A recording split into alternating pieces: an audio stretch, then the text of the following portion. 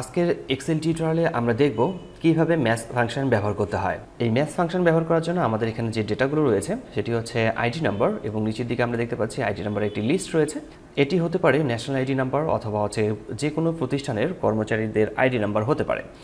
তো আমরা চাচ্ছি যে ম্যাথ ফাংশন ব্যবহার করে এখানকার যে আইডি নাম্বারগুলো রয়েছে সেগুলোকে দেখতে যে সেই আইডি নাম্বারগুলো এই আইডি নাম্বারগুলোর সাথে ম্যাচ করে কিনা। যদি সেটা ম্যাচ করে তাহলে সেটা কোথায় রয়েছে সেটা আমরা দেখতে চাই। তো এই ম্যাথ ফাংশন ব্যবহার করার জন্য আমরা প্রথমে এখানে ইকুয়াল টাইপ করব। ইকুয়াল টাইপ করার পর আমরা এখানে টাইপ করব ম্যাথ MA।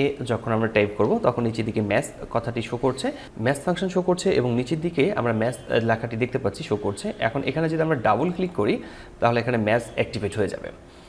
এরপর এখানে দেখা যাচ্ছে লুকআপ ভ্যালু। এই লুকআপ ভ্যালুটা হচ্ছে কি, যে আমরা এই ডেটাটাকে দেখতে চাচ্ছি যে আমাদের এখানে যে আইডি নাম্বারটি আছে এই আইডি নাম্বারটি এখানে শো করছে কিনা। যদি সেটা আমরা দেখতে চাই তাহলে আমরা এখানে ক্লিক করব লুকআপ ভ্যালুতে। এরপর আমরা কমা টাইপ করব।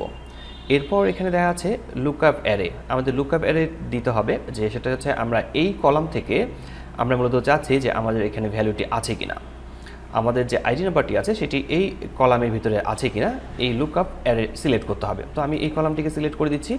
এরপর কমা টাইপ করতে হবে। লুকআপ অ্যারে সিলেক্ট করার পর নিচের দিকে কমার টাইপ করতে বলছে, আমরা কমা টাইপ করলাম।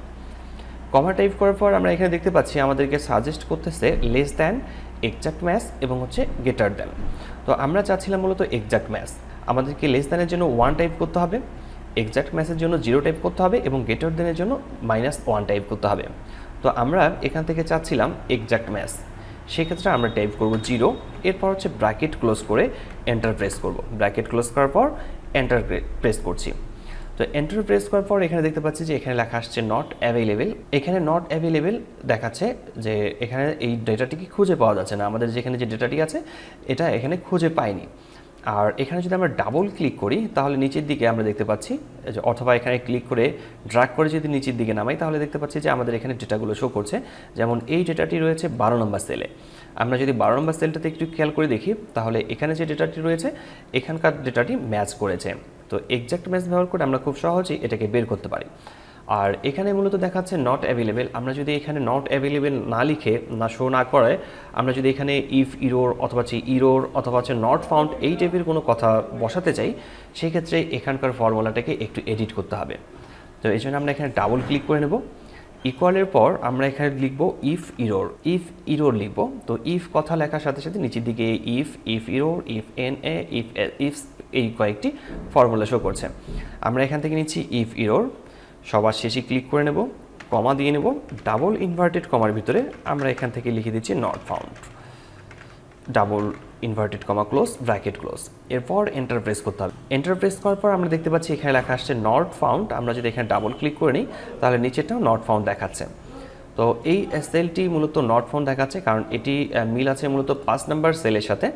5 নাম্বারের সাথে আমরা দেখতে পাচ্ছি যে এখানে যা রয়েছে শুধুমাত্র শেষের দিকে ডাবল 0 রয়েছে আর এখানে ডাবল 0-এর পরিবর্তে 0-1 দেওয়া আছে। আমরা যদি এখানে একটু পরিবর্তন করে দিই, 0 করে দেওয়ার পর এন্টার প্রেস করি তাহলে দেখাচ্ছে যে এটা মূলত 5 নাম্বার সেলে রয়েছে, 5 নাম্বার সেলে এই তথ্যটি আছে। তো খুব সহজেই আমরা মূলত যে কোনো ডেটাকে যদি খুঁজে পেতে চাই তাহলে ম্যাথ ফাংশন ব্যবহার করে খুব সহজেই খুঁজে পেতে পারি।